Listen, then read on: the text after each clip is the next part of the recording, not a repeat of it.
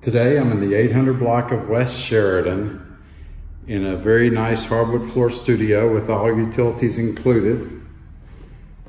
That's heat, hot water, electricity, and stove gas are all included. There's the front door where I started over there. See, it's got a really nice closet. This studio has an open kitchen or a dining area in the kitchen. Show it to you here. You have room for the table on the far side over there. Got a nice little pass through. It's a very open floor plan. The bathroom is newer. Nice pedestal sink, white tub surround. Little medicine cabinet. Looking back across at the kitchen here. Nice ceramic floors.